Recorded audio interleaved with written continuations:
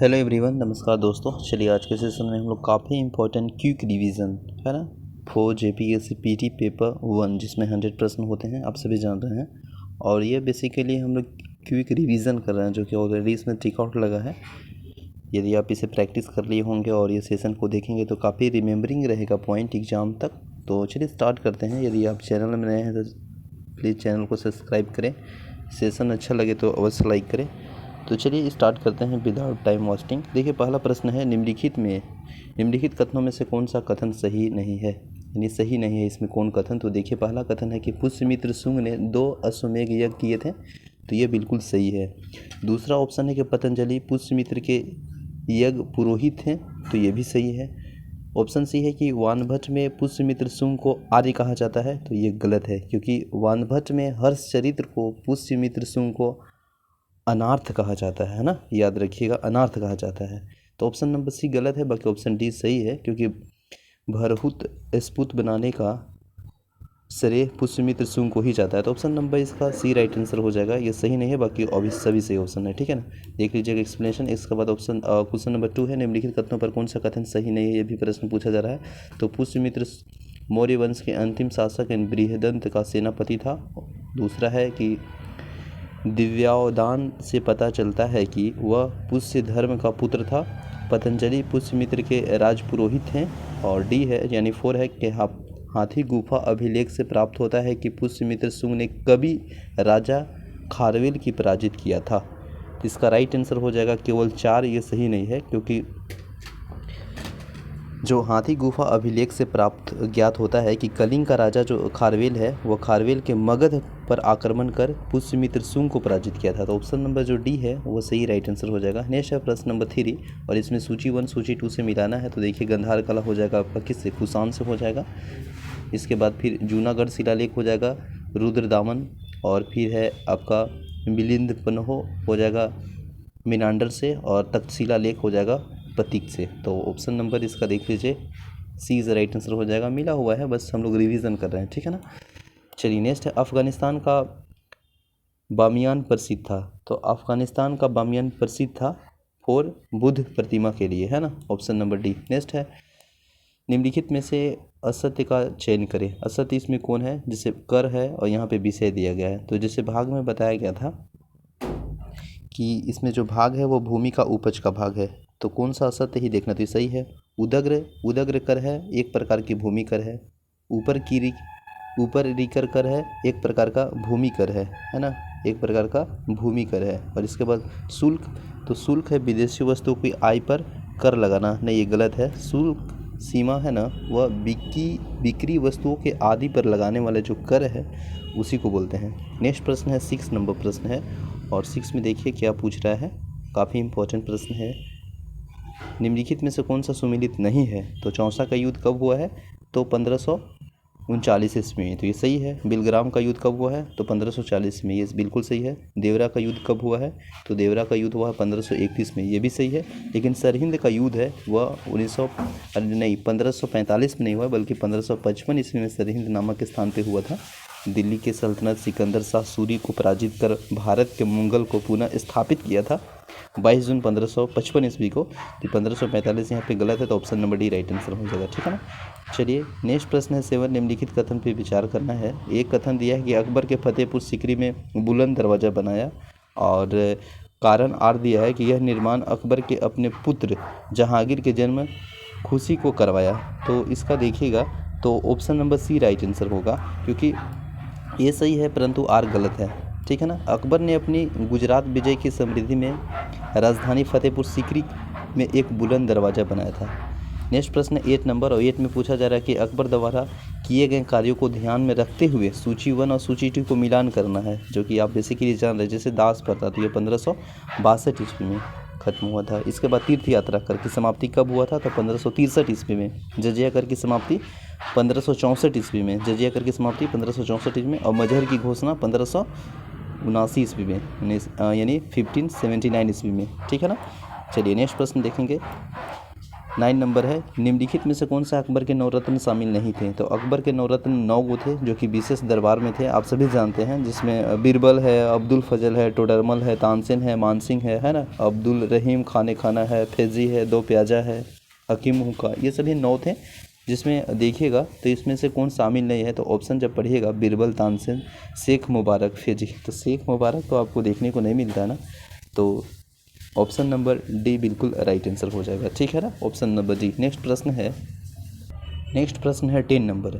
दारा शिकोह ने किस शीर्षक के अंतर्गत 52 उपनिषदों को फारसी में अनुवाद किया था? तो यह सिर ए अकबर है ना, सिर ए अकबर, यानी 52 उपनिषद को फारसी में अनुवाद शाहजहाँ के शासनकाल में इसके द्वारा शिकोह ने सिर ए अकबर के शीर्षक के तहत किया था। और दारा शिकोह ने शाहजहाँ का सबसे बड़ा पुत्र था तथा लेनपुल द्वारा दारा शिकोह के लघु अकबर की संज्ञा दी गई थी। दैट इज़ वेरी इंपॉर्टेंट, लेनपुल ने दारा शिकोह को लघु अकबर की संज्ञा दिया था और शाहजहाँ के दारा शिकोह को शाह बुलंद इकबाल की उपाधि प्रदान किया गया था। तो ये उपबंधी याद रखिएगा, पीसीएस में पूछा हुआ है, बीपीएससी में भी ये प्रश्न को पूछा गया है प्रीवियस ईयर में, ठीक है ना। इसके बाद नेक्स्ट कांग्रेस के अधिवेशन है, उसके संबंध में सूची 1 और सूची 2 को मिलान करना है, जो बेसिकली पहला है रहमतुल्लाह यानी साइनी है ना। तो यह कब वर्ष में होगा? 1896 में। एनी बेसेंट 1917 में है ना, सूचियो है जो कि अधिवेशन से संबंधित है। फिर एजी मजूमदार 1916 ईस्वी में, और इसके बाद फिर राम बिहारी घोष है 1907 ईस्वी में। तो ऑप्शन नंबर इस तरह से देखिएगा तो डी राइट आंसर है, मिलान किया हुआ है, बस रिवीजन क्यों चल रहा है। नेक्स्ट है 12 प्रश्न है कि कांग्रेस अधिवेशन के संबंध में सूची 1 और सूची 2 को सुमिलित करना है कि उसकी अध्यक्षता और वर्ष कब है। जैसे 1896 में हुआ था अध्यक्षता, तो उस समय क्या था कि वंदे मातरम गान को पहली बार गाया गया था, तो 1896 के कांग्रेस अधिवेशन में। इसके बाद 1911 के अधिवेशन में जन गण कांग्रेस को मंच पर पहली बार गाया गया था। फिर 1925 ईस्वी को विजयी विश्व तिरंगा प्यारा गायन किया था तब 1925 में। फिर 1937 में कांग्रेस का प्रथम अधिवेशन जो कि गांव फैजपुर महाराष्ट्र में हुआ था, ठीक है ना। इसके बाद नेक्स्ट प्रश्न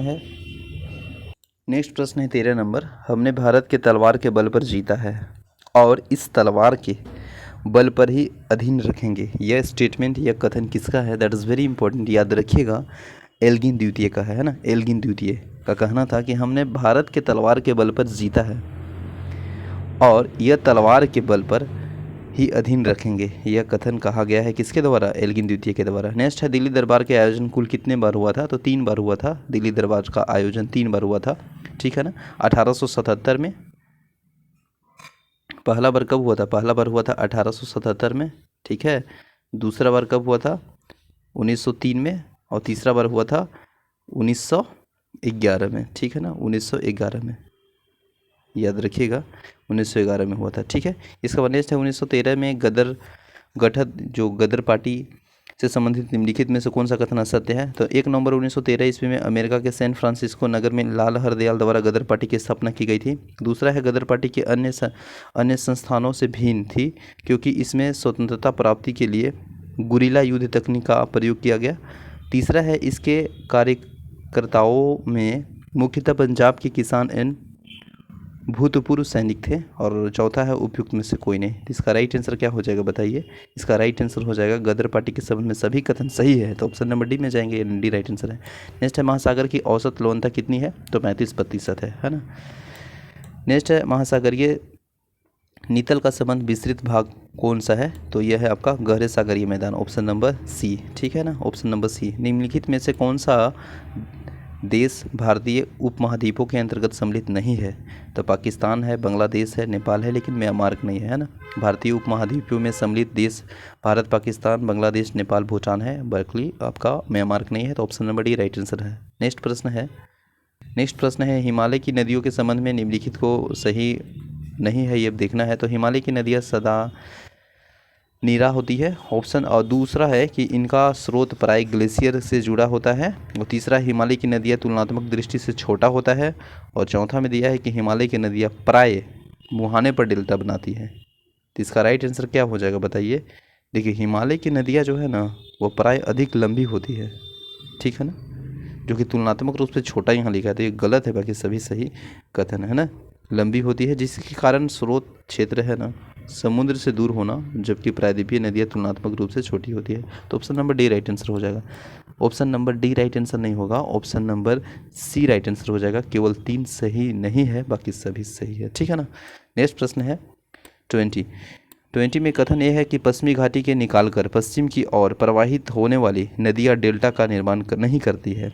कारण में बताया जा रहा है कि वह छोटे मार्ग से तीव्र गति से कठोर चट्टानों के ऊपर से प्रवाहित होती है। तो दिए गए कूट को प्रयोग करके सही उत्तर दीजिए। तो ए तथा आर दोनों सही है और इसका व्याख्या भी करता है, तो option number A right answer हो जाएगा, ठीक है ना। देखिए, प्रायद्वीपीय भारत की जो प्रमुख नदियाँ का उद्गमन पश्चिमी घाट से होती है और पश्चिमी घाट से निकलकर पूर्व की ओर प्रवाहित होने वाली नदियाँ लंबे मार्ग का अनुसरण करता है तथा डेल्टा का निर्माण भी करती है। तो पश्चिमी घाट से निकलकर जो पश्चिमी की ओर से प्रवाहित होने वाली जो नदियाँ है वह कठोर चट्टान से होकर प्रवाहित होती है तथा छोटे मार्ग का अनुसरण करती है। तो यह नदियाँ इसी कारण डेल्टा का निर्माण नहीं करती है, ठीक है ना। तो option number A right answer हो जाएगा। नेक्स्ट, नर्मदा अपने मुहाने पर डेल्टा का निर्माण करती है और कारण है कि वह एक भ्रंश घाटी की बहती है। तो इसमें लगाइए क्या ऑप्शन होगा। तो देखिए, एक गलत है, क्योंकि नर्मदा नदी अपने मुहाने पर डेल्टा का निर्माण नहीं करती है। इसका प्रमुख कारण है कि वह एक भ्रंश घाटी से होकर प्रवाहित होती है और भ्रंश से प्रवाहित होने के कारण उसमें गार्ज का अभाव होता है। तो ऑप्शन नंबर ए तो नहीं होगा, क्योंकि ए तो गलत है और ए गलत आपको ऑप्शन नंबर कहाँ मिलता है, डी में। तो ये गलत और सही, तो option number D right answer हो जाएगा, ठीक है। नेक्स्ट प्रश्न है, जम्मू कश्मीर में स्थित प्रमुख जल विद्युत परियोजना में से कौन सुमेलित नहीं है। तो इसमें कौन सुमेलित नहीं है बताइए। तुलबुल परियोजना झेलम नदी पे, बिल्कुल सही है ना। इसके बाद देखिएगा तो उरी परियोजना ये कहाँ पे है, सतलज नदी पे है। उरी परियोजना सतलज नदी पे नहीं है, झेलम नदी पे है, जम्मू कश्मीर में, ठीक है ना। तो ऑप्शन नंबर जो बी है वो गलत है, बाकी सही है। बाकी देखिएगा तो सलाल परियोजना चिनाब नदी पे है, ठीक है ना। इसके बाद फिर आपको किशन गंगा परियोजना जो कि आपका किशन गंगा नदी पे है। तो ऑप्शन नंबर बी गलत है, यहाँ पे सतलज की जगह पे झेलम नदी होना चाहिए, बाकी सभी सही है। तो B is right answer. Next प्रश्न है 23 प्रश्न है, निम्नलिखित में से कौन सी जल विद्युत परियोजना का सतलज नदी पर स्थित नहीं है ना। तो पोंग परियोजना है, यह आपका ब्यास नदी पे स्थित है। तो option number D is right answer हो जाएगा, बाकी सभी सही है, ठीक है। नेक्स्ट है, किस दशक को भारतीय जनसंख्या का महान विभाजन रेखा यानी ग्रेट डिवाइड लाइन कहा जाता है। तो यह 2011 से 2021 का दशक को कहा जाता है। तो option number D is right answer हो जाएगा। भारतीय जनगणना के इतिहास में अगर बात करेंगे 1911 से 1921 के दशक एकमात्र दशक जिसके दौरान जनसंख्या वृद्धि पर ऋणात्मक यानी 0.03% थी। और इस दशक को 1911 से 1921 को भारतीय जनसंख्या महान विभाजन रेखा कहा जाता है। और वर्ष 1921 को जनांकीय विभाजन इसलिए कहा जा गया है क्योंकि इसके पूर्व तक जनसंख्या वृद्धि दर काफ़ी धीमी थी, लेकिन इसके बाद यह क्रमशः बढ़ती गई। तो this region we called great divide line. Okay, option number D. Next प्रश्न है, 2011 के जनगणना के अनुसार जनसंख्या के दृष्टि से 3 बड़े राज्य, तो आप सभी जानते हैं Uttar Pradesh first of all हो जाएगा, 20 करोड़ है ना। तो उत्तर प्रदेश ऑप्शन नंबर आपको देखने को मिल रहा है। इसके बाद महाराष्ट्र, इसके बाद बिहार है ना। तो उत्तर प्रदेश हो गया, आपको देखने को मिलेगा महाराष्ट्र, इसके बाद बिहार, इसके बाद पश्चिम बंगाल, इसके बाद आंध्र प्रदेश। तो option number A right answer हो जाएगा। नेक्स्ट है 26 नंबर प्रश्न है और इसमें देखिए पूछा जा रहा है कि ई गवर्नेंस प्लेटफॉर्म समर्थ को किस क्षेत्र के लिए विनिमय हेतु लॉन्च किया गया। तो यह किया गया है उच्च शिक्षा के लिए है ना, उच्च शिक्षा के लिए किया गया है। मानव संसाधन विकास मंत्रालय के उच्च शिक्षा विभाग के सभी विश्वविद्यालय और उच्च शिक्षित संस्थाओं को छात्रों को गुणवत्तापूर्ण शिक्षा प्रदान करना इसका मिशन है, इसका उद्देश्य है, इसका पर्पस है। ऑप्शन नंबर ए यानी हाई एजुकेशन। नेक्स्ट है 2019 के घनश्याम दास बिड़ला वैज्ञानिक शोध पुरस्कार किसे प्रदान किया गया। तो प्रोफेसर रूस मालिक को कहा मिला है। Option number B right answer हो जाएगा। प्रतिवर्ष किस तिथि को अंतर्राष्ट्रीय जैव विविधता दिवस मनाया जाता है। तो 22 मई है ना, यानी 22 मई को प्रतिवर्ष जैव विविधता दिवस मनाया जाता है। Option number C right answer हो जाएगा, ठीक है ना। इसके बाद नेक्स्ट प्रश्न है 29 देखिए। 29 प्रश्न है आपको कि आगामी विश्व मुक्केबाजी चैंपियनशिप 2021 की मेजबानी भारत के रद्द करने की किस देश को दे दी गई है? तो ये दे दिया गया सोर्बिया को, है ना, सोर्बिया को दे दी गई। Option number D right answer हो जाएगा। भारतीय company Serum Institute of India के ऑक्सफोर्ड विश्वविद्यालय एस्ट्रोजेनेका के साथ मिलकर किस वैक्सीन का विकसित किया है? तो आप सभी जान रहे हैं कोविड के टाइम पे बहुत ही ये फेमस था करेंट अफेयर्स के रूप में, Covishield. Option number A. Next प्रश्न है मध्य प्रदेश की किस 2 शहरों को यूनेस्को द्वारा विश्व विरासत शहर में की सूची में शामिल किया गया? तो किसको किया गया बताइए? ओरछा और ग्वालियर को, है ना। Option number D right answer हो जाएगा। जल जीवन मिशन के तहत ग्रामीण क्षेत्रों में 100% जल कनेक्शन प्रदान करने वाला देश का पहला राज्य कौन बन गया? तो आप सभी जानते हैं गोवा, है ना, 100%, ठीक है। नेक्स्ट है प्रश्न नंबर 33, और 33 में पूछ रहा है कि प्रधानमंत्री माननीय श्री प्रधानमंत्री नरेंद्र मोदी की विजय राजे सिंधिया के सम्मान में कितने रुपए का समान सिक्का जारी किया है? तो 100 रुपये का सिक्का। Option number C right answer हो जाएगा, है ना। माननीय प्रधानमंत्री श्री नरेंद्र मोदी ने विजय के राधे सिंधिया के सम्मान में 100 रुपये का स्मारक सिक्का जारी किया है, और वह बीजेपी के संस्थापक सदस्यों में से एक थी, और उनका संबंध ग्वालियर जो कि मध्य प्रदेश में है। नेक्स्ट प्रश्न है 34, और 10 नवंबर 2020 को संघाई सहयोग संगठन एससीओ शिखर सम्मेलन का आयोजन वर्चुअल हुआ। इसमें 8 सदस्य देशों के अलावा 4 अतिरिक्त पर्यवेक्षक देश भी शामिल थे। निम्न में से कौन सा देश पर्यवेक्षक के रूप में शामिल नहीं था? तो ईरान, मंगोलिया, अफगानिस्तान ये सभी शामिल थे, है ना। 8 जैसे रूस हो गया, भारत, चीन, पाकिस्तान, कजाकिस्तान, तजाकिस्तान, उज्बेकिस्तान और किर्गिस्तान। लेकिन इसके अतिरिक्त जो 4 जो प्रक्षेपक देश है, ईरान, अफगानिस्तान, मंगोलिया और बेलारूस ने भी शामिल लिया था, लेकिन इसमें उत्तर कोरिया नहीं है। तो option number D right answer हो जाएगा। नेक्स्ट है प्रश्न नंबर 35 देखिए प्रश्न में क्या पूछ रहा है कि भारत सरकार ने किस देश के मैदानी नदी का सहतूत बांध का निर्माण करने की घोषणा की है ना? तो यह किया गया अफगानिस्तान। भारत सरकार ने अफगानिस्तान के मैदान नदी को सहतूत बांध निर्माण करने की घोषणा की है, और इससे पूर्व भारत द्वारा अफगानिस्तान में ही सलमा बांध का निर्माण हरी नदी के पर किया गया। नेक्स्ट प्रश्न है 36, भारतीय मूल के किस हेल्थ एक्सपोर्ट को विश्व स्वास्थ्य संगठन फाउंडेशन का सीईओ नियुक्त किया गया? तो अनिल सोनी को। ये सब देखिएगा करेंट का अपडेट होते रहता है, तो we should always be updated, ठीक है ना। नेक्स्ट प्रश्न है 37, किस देश के कोरोना वायरस महामारी को देखते हुए एक नया संपत्ति कानून पास किया जिसके तहत देश के पूंजीपतियों को एक खास टैक्स लगाया गया? तो वह अर्जेंटीना ने। नेक्स्ट प्रश्न है केंद्र सरकार के किस महत्वाकांक्षी प्रोजेक्ट के तहत प्रस्तावित संसद भवन का शिलान्यास प्रधानमंत्री नरेंद्र मोदी को 10 दिसंबर 2020 को किया था? तो वह क्या था? Central Vista redevelopment project. Option number B. Next प्रश्न है फोर्ब्स आकलन के अनुसार विश्व के सर्वाधिक शक्तिशाली 100 महिलाओं में भारत की महिलाओं के स्थान मतलब कितनी महिला शामिल है, यह प्रश्न पूछा जा रहा है। तो 3 महिला, है ना, 3 महिला। Option number B is right answer हो जाएगा, जिसमें पहला निर्मला सीतारमन, श्रीमती निर्मला सीतारमन में 2019 में भारत के वित्त मंत्री, और दूसरा में देखिएगा तो रोशनी नाडर मल्होत्रा, है ना, रोशनी नाडर मल्होत्रा HCL के संस्थापक चेयरमैन की इकलौती संतान है, और किरण मजूमदार है ना, जो कि 67 वर्षीय किरण मजूमदार बायोटेक्निकल क्षेत्र के बेंगलुरु स्थित कंपनी के बायोकॉम के चेयरमैन पर्सन, है ना। तो ये याद रखिएगा 3 महिला। नेक्स्ट प्रश्न है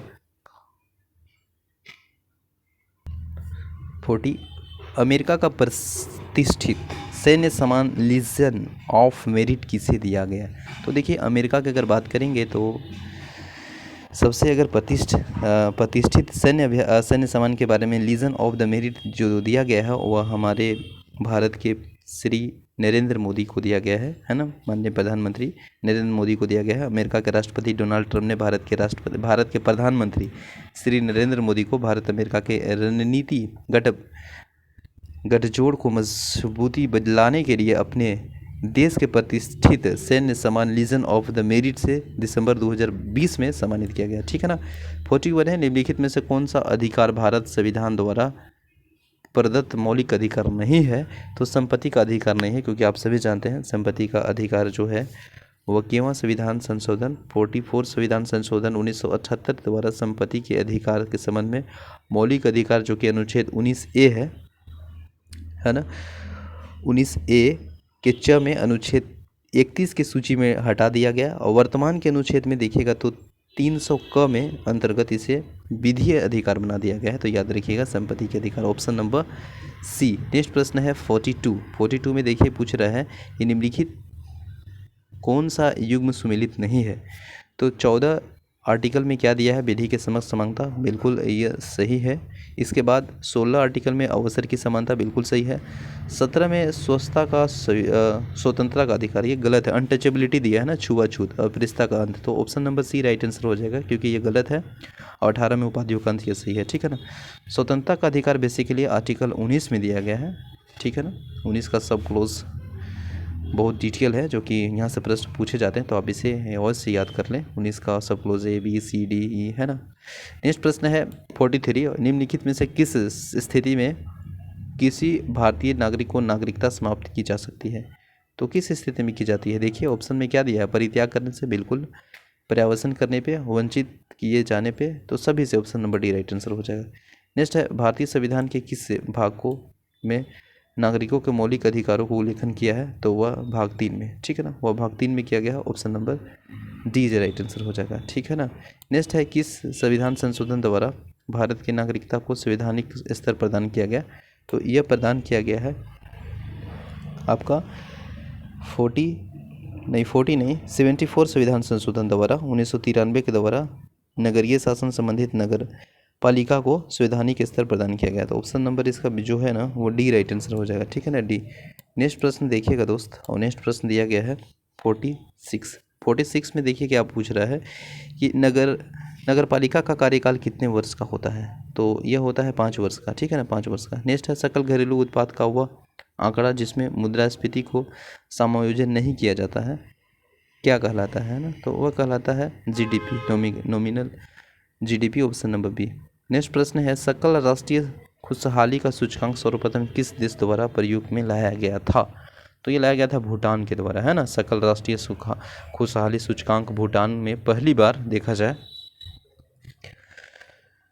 तो प्रयोग किया गया था, और इस सूचकांक के तहत स्वास्थ्य हो गया, शिक्षा हो गया, ठीक ना, परिस्थितिकी तंत्र, संस्कृति, समुदाय, जीवन के समय में उत्कृष्ट प्रयोग, जीवन के स्तर, सुशासन, मनोवैज्ञानिक भलाई इत्यादि के मानकों का प्रयोग किया जाता है। और भूटान के नरेश जिग्मे सिंगे वांगचुक ने 1972 में GDP के बजाय सकल राष्ट्रीय खुशहाली पर भरोसा जताया था। तो याद रखिएगा option number Bhutan, D is right answer. Next है हिंदू वृद्धि दर की अवधारणा किसके द्वारा प्रतिपादन किया गया था? तो हिंदू वृद्धि दर की जो अवधारणा है ना वो प्रतिपादन किया गया था प्रोफेसर राज कृष्ण द्वारा। ठीक है ना। देखिए हिंदू वृद्धि दर राष्ट्रीय आय अथवा भारतीय अर्थव्यवस्था की वृद्धि दर से संबंधित अगर हम बात करेंगे तो इस अवधारणा का प्रतिपादन प्रोफेसर राजकृष्ण थे, और 1991 से पहले, है ना, 1991 से पहले स्वाधीनता के प्रथम 3 दशक के दौरान भारत की वास्तविक आर्थिक वृद्धि 3.5% प्रतिवर्ष दर से बढ़ने के कारण इसे हिंदू वृद्धि दर का नाम अभिव्यक्त किया गया। तो याद रखिएगा 3.5%, ठीक है ना, 5%। नेक्स्ट प्रश्न है भारत में कृषि पुनर्वित्त प्रदान करने के लिए शीर्ष स्तर पर बैंक का नाम क्या है? तो बैंक का नाम क्या है बताइए? कृषि तथा ग्रामीण विकास राष्ट्रीय बैंक, ठीक है ना, ऑप्शन नंबर बी। देखिए ये इंपॉर्टेंट है, नाबार्ड से संबंधित अगर हम बात करेंगे तो ये भी प्रश्न पूछा जाता है कि भारत में कृषि पुनर्वित्त प्रदान के लिए शिखर स्तर पे, है ना, बैंक का कृषि ग्रामीण विकास राष्ट्रीय बैंक नाबार्ड, यानी नाबार्ड का मुख्यालय मुंबई में है, और इसकी स्थापना शिवरामन समिति के सिफारिश पर राष्ट्रीय कृषि और ग्रामीण विकास के अधिनियम 1981 के तहत 12 जुलाई 1982 में किया गया। तो यहाँ से 2 चीज़ याद रखिएगा दोस्तों, शिवरामन समिति इंपॉर्टेंट है, किस समिति के आधार पर किया गया था और इसका मुख्यालय कहाँ पे, मुंबई में है और कब स्थापना हुआ था, 12 जुलाई 1982 को, ठीक है ना। चलिए नेक्स्ट प्रश्न देखेंगे। 51 है, भारत में कितने स्तरीय सहकारी बैंकों का गठन किया गया है, तो 3 स्तरीय है ना। भारत में सहकारी बैंकों का गठन 3 स्तरों वाला है। राज्य सहकारी बैंक का संबंधित राज्य में शीर्ष संस्था होती है और इसके बाद केंद्रीय या जिला सहकारी बैंक जिला स्तर पर कार्य करते हैं, जबकि तृतीय स्तर पर प्राथमिक ऋण समिति होती है जो कि ग्राम स्तर पर कार्य करती है, ठीक है ना। नेक्स्ट है, आपदा स्थिति में किसी वस्तु की कमी को पूरा करने के लिए वस्तु का स्टॉक तैयार करना क्या कहलाता है, तो बफर स्टॉक कहलाता है, ठीक है। आपदा की स्थिति में किसी वस्तु की अगर कमी को पूरा करना है तो उसके लिए वस्तु के स्टॉक तैयार करना बफर स्टॉक कहलाता है। नेक्स्ट प्रश्न है 53 और इसमें सूची 1 सूची 2 को मिलान करना है, जिससे बूम। तो बूम बेसिकली वह है आर्थिक इकोनॉमिक्स के क्षेत्र में जब आर्थिक क्रियाओं का विस्तार तेजी से होता है तो बूम हो गया। फिर वेड डेब्ट, जिस धन की हिसाब किताब कर अधिकारियों को छिपा कर रखा जाता है उसी को बोलते हैं वेड डेब्ट, ठीक है ना। इसके बाद नेक्स्ट अगर हम बात करेंगे तो एक है ब्लैक मनी, जो कि ब्लैक मनी क्या चीज़ है, बेसिकली ब्लैक मनी आपको देखने को मिलेगा कि जिस धन का हिसाब किताब कर अधिकारियों को छिपा कर रखता है उसी को ब्लैक मनी कहते हैं, ठीक है ना। और बेड डेड है ना, वह बोलते हैं जमाखोरी द्वारा बाजार के कृत्रिम कमी को पैदा करने के लिए वस्तुओं की कीमत बढ़ाकर अधिक लाभ कमाने को ब्लैक मार्केटिंग यानी काला बाजारी कहते हैं। तो इसका राइट आंसर देखिए क्या होगा, मिलान कर देते हैं, टंग मिस्टेक हो गया, जो कि हम बेड ब्लैक को बोल दिए थे, जिस धन का हिसाब किताब कर अधिकारियों को छिपा कर रखता है इसको बोलते हैं ब्लैक मनी, ठीक है ना। इसके बाद अगर हम बात करेंगे तो जो आपका बेड डेस्क है, बेड डेस्क को क्या बोलेंगे, वह ऋण जिसकी वसूली संतरित हो, तो यहाँ इसका बी का 3 में आ जाएगा। अब बूम, तो बूम आप सभी जानते हैं जो कि आर्थिक में अगर विकास तेज़ी से हो तो बूम कहते हैं। और ब्लैक मार्केटिंग किसको बोलेंगे बताइए, ब्लैक मार्केटिंग बाजार में कृत्रिम कमी पैदा करने से वस्तुओं की कीमत अधिक बढ़ जाता है उसे ब्लैक मार्केटिंग कहते हैं। तो इस तरह से हो जाएगा राइट आंसर, ठीक है ना। यहाँ पे देख लीजिए और एक्सप्लेनेशन भी दिया है। नेक्स्ट है, निम्नलिखित में से कौन सा देश G7 सदस्य नहीं है, तो ये रूस नहीं है, क्योंकि G7 की स्थापना 1975 में हुई है और 6 प्रमुख औद्योगिक राष्ट्र America, Britain, France, Italy, Germany, Japan इसका संस्थापक सदस्य है, ठीक है ना। तो इसका जो सी है वो रूस नहीं है, तो रूस याद रखिएगा, ठीक है ना। इसके बारे में अगर आप थोड़ा सा देखें डिटेल में तो एक्सप्लेनेशन है, देख लेते हैं हम लोग। ये संस्थापक सदस्य ये तो सभी है, ये है G7। इसमें देखिएगा कनाडा इस समूह में 1976 में शामिल किया गया है, जिसके बाद G7 के रूप में जाना जाता है। 1997 के में रूस को शामिल किए जाने के बाद यह G8 बन गया, और किंतु 24 मार्च 2014 को यूक्रेन विवाद के कारण मूल G7 देशों के द्वारा रूस को इस संगठन के अनिश्चितकाल के लिए निलंबन कर दिया गया है, ठीक है ना। मानव विकास रिपोर्ट निम्नलिखित में से किस संस्था द्वारा प्रकाशित किया गया जाता है, तो ये किया जाता है आपको UNDP के द्वारा, है ना, UNDP के द्वारा किया जाता है। UNDP की स्थापना 1990 में प्रकाशित हुआ था पहली बार मानव विकास के, ठीक है ना। ऑप्शन नंबर सी। नेक्स्ट है, राष्ट्रीय नियोजन में रोलिंग प्लान की अवधारणा किस सरकार के द्वारा लागू की गई थी, तो यह किया गया था जनता पार्टी सरकार के द्वारा, ऑप्शन नंबर सी। नेक्स्ट है, बाइटस रोग शरीर के किस भाग में प्रभावित करती है, तो तिल्ली में। मानव शरीर में रक्त का थक्का किस विटामिन से जमता है, तो विटामिन के की कमी से जमता है, ठीक है ना। नेक्स्ट है, ग्रेफिन होता है तो कार्बन का नैनो प्रतिरूप ग्रेफिन होता है ना, कार्बन का जो नैनो प्रतिरूप है ग्रेफिन होता है। यह कार्बन का द्वियामी रूप है जिसमें षष्ठकोणीय जाली में व्यवस्थित कार्बन परमाणुओं की एक परत होती है, और ग्रेफिन की खोज आर्दे जीम और कॉन्स्टांटिन नोवोसेलोव ने की थी, ठीक है ना। हरित गृह प्रभाव क्या है, तो हरित गृह प्रभाव क्या है, तो यह है आपका वैश्विक ताप में वृद्धि, option number B right answer हो जाएगा। ग्लोबल वार्मिंग की वैश्विक ताप या हरित गृह प्रभाव कहा जाता है, इसकी संकल्पना 1824 ईस्वी में जोसेफ फोरियर ने दी थी। और पृथ्वी के वायुमंडल में पाए जाने वाले प्रमुख ग्रीन हाउस जलवाष्प, carbon dioxide, nitrous oxide, chlorofluorocarbon, CFC, है ना। नेक्स्ट प्रश्न है 61। नेक्स्ट है निम्नलिखित में से सबसे अच्छा रोधक इंसुलेटर कौन सा है? तो कांच है। इंसुलेटर का वह पदार्थ जिसमें विद्युत क्षेत्र का कोई प्रभाव नहीं पड़ता है तथा जिसमें विद्युत आवेश का प्रवाह नहीं हो सकता है। तो ऑप्शन नंबर कांच सबसे अच्छा इंसुलेटर है, सी राइट आंसर है। बिजली के पंखे का गति बदलने के लिए प्रयुक्त उपकरण है तो रेगुलेटर। पंखे की गति बदलने के लिए रेगुलेटर का प्रयोग किया जाता है, रेगुलेटर, है ना। और रेगुलेटर में विभिन्न प्रतिरोधकता वाले तारों को एक चक्री लगी होती है जिससे होकर पंख तक धारा का प्रवाह होता है और इससे निश्चित स्थिति में घूमने पर धारा के मार्ग को प्रतिरोध में कम या अधिक किया जा सकता है। और प्रतिरोध कम होने पर पंखे की गति अधिक तथा प्रतिरोध अधिक होने पर पहन गति कम हो जाती है। केसर की सबसे अधिक मात्रा उत्पन्न होती है कश्मीर में, ऑप्शन नंबर बी, है ना। आप सभी जानते हैं अगर पूरे देखा जाए केसर भारत में तो सबसे अधिक मात्रा में कश्मीर में की घाटी में उत्पन्न की जाती है। और भारत में अतिरिक्त केसर के अन्य महत्वपूर्ण उत्पादन देश जैसे स्पेन, ईरान, इटली है। और स्पेन, ईरान मिलकर विश्व में कुल केसर का 80% अधिक संपादित करते हैं। तो याद रखिएगा स्पेन और ईरान 80% पूरे विश्व में। आम के बीज की रहित प्रजाति है तो सिंधु आम के बीज प्रजाति है और यह विश्व की एकमात्र बीज रहित प्रजाति है, तो याद रखिएगा। नेक्स्ट है अदरक का तना जो मिट्टी में उगता है और खाद का संग्रहण करता है वह क्या कहलाता है? तो प्रकंद कहलाता है, ठीक है ना। नेक्स्ट है क्रिप्टो करेंसी क्या है? तो काफ़ी न्यूज में रहा है, आप सभी जानते हैं कि एक प्रकार का डिजिटल पैसा है, डिजिटल मुद्रा है, करेंसी है, ऑप्शन नंबर सी। नेक्स्ट है भारत की पहली अंतरिक्ष वेधशाला एस्ट्रोसेट और सफलतापूर्वक प्रक्षेपण किस वर्ष किया गया था?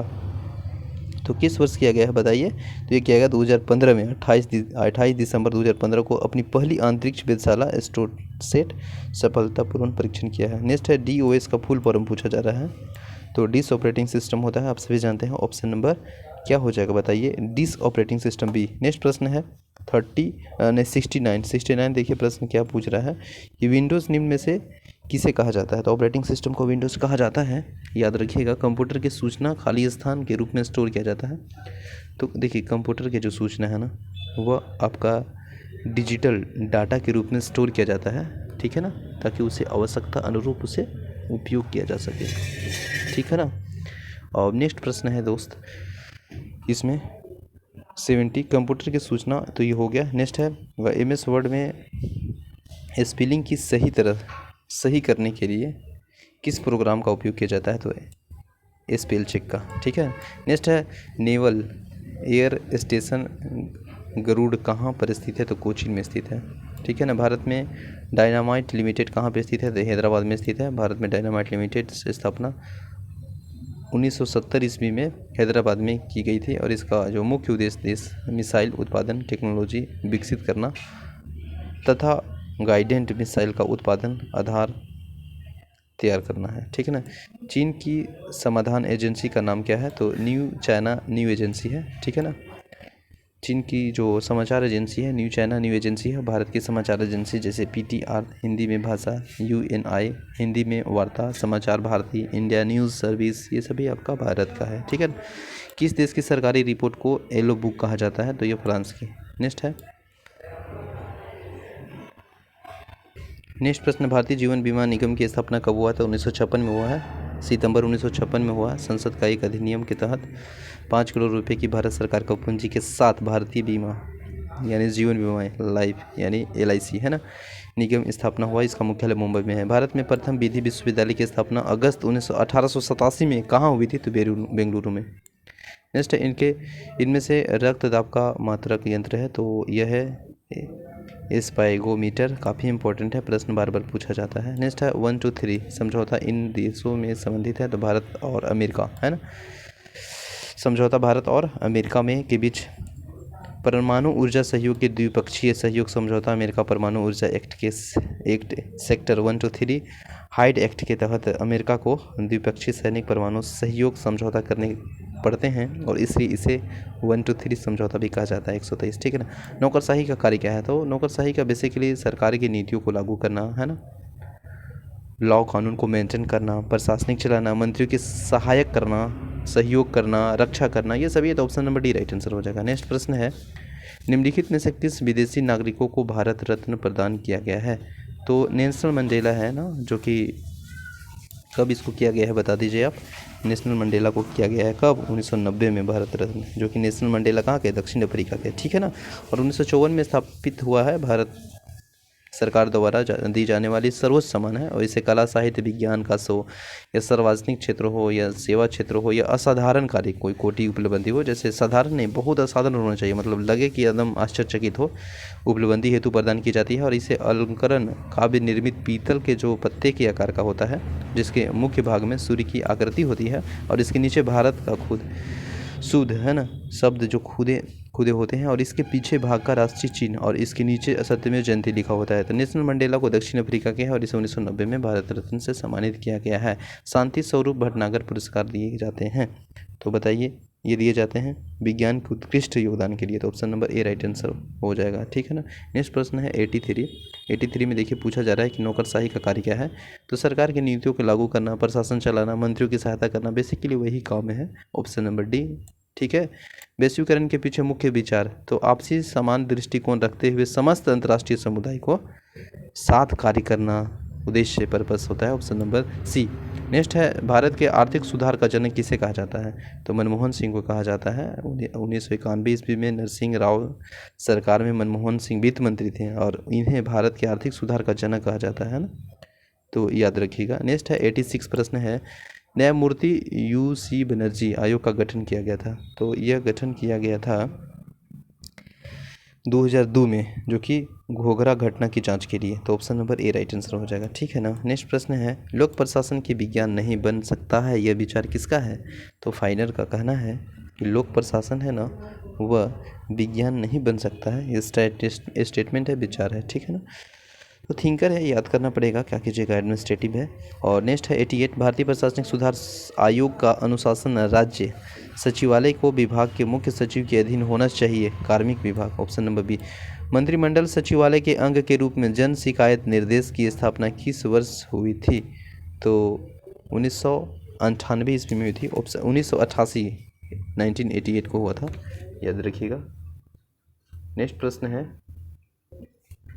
प्रशासनिक मंत्रालय द्वारा तैयार बजटीय आकलनों पर जो वित्त मंत्रालय का समीक्षा के लिए सही कथन चयन करना है ना। तो इसमें देखिएगा यह मुख्यतः मित्त व्यायाम और धन की उपलब्धि को दृष्टिकोण से की जाती है, और स्थायी प्रभारों के संबंध में यह नाम मात्र का होता है, और नई मुद्दों को लेकर यह अधिक विस्तृत होती है। तो option number D right answer है, सभी कथन सही है, तो डी। मुंडा अब देखिए 10 प्रश्न झारखंड के होते हैं, क्योंकि आप सभी जानते हैं JPSC PT में 100 प्रश्न, जिसमें GS GK होते हैं, उसमें 10 प्रश्न होते हैं, और पेपर 2 में 100 प्रश्न झारखंड के होते हैं। तो ओवरऑल झारखंड के 110 प्रश्न और 90 पूरा history, politics, geography, economics, administrative, current affairs मिला कर रहता है ना। PT पेपर 1 और 2 दो होता है PT में। तो पेपर 1 में 100 प्रश्न में 10 प्रश्न झारखंड का, और पेपर 2 में 100 प्रश्न झारखंड का होता है, ठीक है। तो मुंडा जनजाति के बधुमूल्य को क्या कहते हैं, तो कुरी गोटोक टाका कहते हैं ना, याद रखिएगा। और सांस्कृतिक भाषा का शब्द है मुंडा, और अपने आप को होरो को कहते हैं, और झारखंड की तीसरी सर्वाधिक जनसंख्या वाली जनजाति है। देखिए भारत की सबसे बड़ी जनजाति भील, खोंड, ये तो जान रहे संथाल, लेकिन झारखंड की सबसे बड़ी जनजाति है ना वो संथाल है। उरांव, मुंडा हो तो पहला संथाल, दूसरा उरांव, तीसरा मुंडा, चौथा हो। तो याद रखिएगा संथाल, उरांव, मुंडा हो, संथाल, उरांव, मुंडा हो। संथाल 35%, उरांव 18% लगभग, मुंडा 14% और हो 9% के लगभग है ना, तो याद रखिएगा। नेक्स्ट प्रश्न है, झारखंड की किस जनजाति के विवाह को 3 रूप डोला, धराव और चढ़ाव का प्रचलित है, तो ये आपको देखने को मिलेगा चेरो, जो कि झारखंड की एक प्रसिद्ध जनजाति है। चेरो मुख्यतः पलामू में पाया जाता है, अन्य क्षेत्र रांची, हजारीबाग में भी देखने को मिलेगा, और अन्य नाम है जैसे चौहान है, राजपूत, नाम से अंत में सिंह लगाते हैं। चेरो जनजाति है ना, नाम अंत में सिंह लगाते हैं, जैसे फलना सिंह है ना, तो याद रखिएगा। मान्यता है चैवद ऋषि के वंशज है, और प्रजाति दड़वित है। मोवार, कुंवर, सनवद, सेतिया, मंच, सोनहर, ये सभी उसका गोत्र है, किल्ली है ना। निषेध है समगोत्री विवाह, बधुमूल्य को वो दस्तूरी कहा जाता है, जेपीएससी में पूछा है। ये चेरो जनजाति के बधुमूल्य को क्या कहा जाता है, याद रखिएगा, दस्तूरी, ठीक है ना। वर को तिलक चढ़ाने की प्रथा है। और विवाह के 3 रूप प्रचलित है, डोला है, धराव है और चढ़ाव है।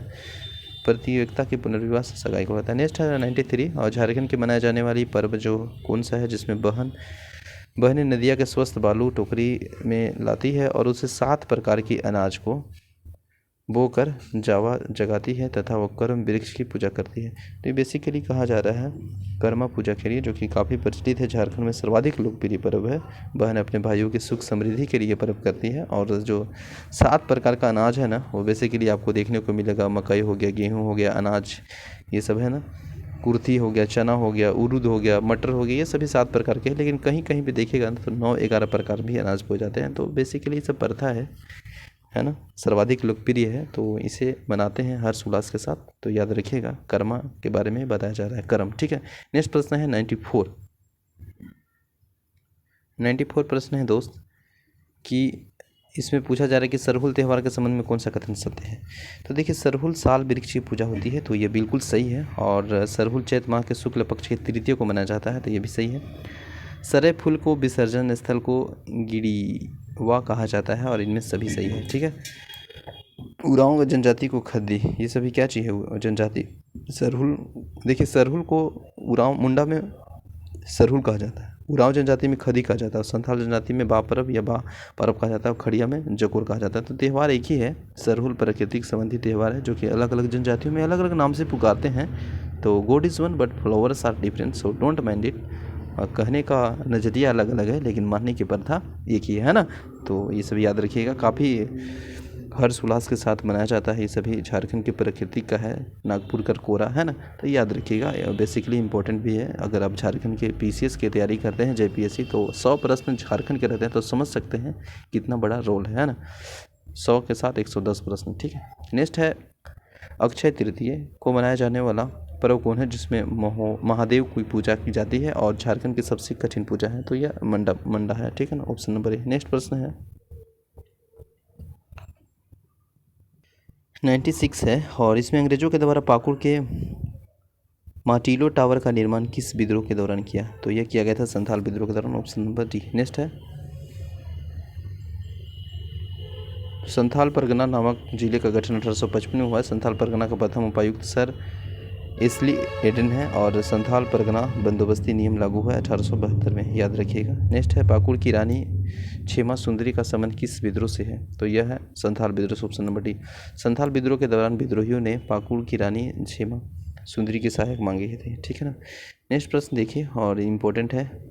संथाल परगना का उपायुक्त तो अभी देखे थे सर एस्ली जोन है। नेक्स्ट है सरदारी लड़ाई के संबंध में बताना है कि कौन सा कथन सही है। इस विद्रोह को मुल्ली और मिल्की की लड़ाई भी कहते हैं, और विद्रोह के परिणाम स्वरूप भूहरी कास्तों का सर्वेक्षण कराया गया है। विद्रोह को परिणाम स्वरूप 1867 ईस्वी में छोटा नागपुर के टेंसुल एक्ट पारित हुआ, और सरदारी लड़ाई के नेतृत्व में कोल सरदारों द्वारा किया गया। तो इसमें ऑप्शन नंबर कौन सही है, यह बताना है। और यहाँ ऑप्शन में देखिए क्या क्या दिया है, तो ऑप्शन नंबर डी ये सभी सही है, ठीक है ना, याद रखिएगा। नेक्स्ट प्रश्न है निम्नलिखित में से किस विद्रोह 1881 ईस्वी में विद्रोहियों के द्वारा जॉन बेपहिस्क के नेतृत्व में छोटा नागपुर खास के राजधानी दोईसा को बनाकर छोटा नागपुर खास को स्वतंत्र घोषित किया, तो यह सरदारी आंदोलन, ऑप्शन नंबर बी, ठीक है ना। नेक्स्ट है निम्नलिखित में से किस नेता ने 1881 में जनगणना के खिलाफ आंदोलन किया था, तो वह था दुविधा गोसाई, ऑप्शन नंबर बी, ठीक है ना। वर्ष 1800 देखिए खरवार आंदोलन के बारे में बताया है, 1874 ईस्वी में हुआ था। स्थान संथाल परगना, और प्रमुख नेता थे भागीरथ मांझी। स्वरूप अहिंसात्मक, कारण अंग्रेजों का हस्तक्षेप, और परिणाम क्या हुआ कि भागीरथ मांझी ने अंग्रेजों के शासन की असहयोगात्मक नीति अपनाई थी और खुद से बासी गांव का राजा घोषित किया, है ना। भागीरथ मांझी आदिवासियों का बाबा कहा जाता है, जन्म गोड्डा में हुआ है, तलडीहा गोड्डा जिला है। खरवार आंदोलन का दूसरा चरण 1881 में हुआ, जनगणना के खिलाफ यह कारण था, और दुविधा गोसाई था। तो ऑप्शन नंबर इसका बी राइट आंसर हो जाएगा, दुविधा गोसाई। तो आई होप सेशन अच्छा लगा होगा दोस्तों। हम लोग क्विक रिवीजन किए जेपीएससी पीटी पेपर 1 का, और सेशन अच्छा लगा होगा तो लाइक कीजिए, शेयर कीजिए। Thank you so much, have a nice day, take care, bye bye, जय हिंद।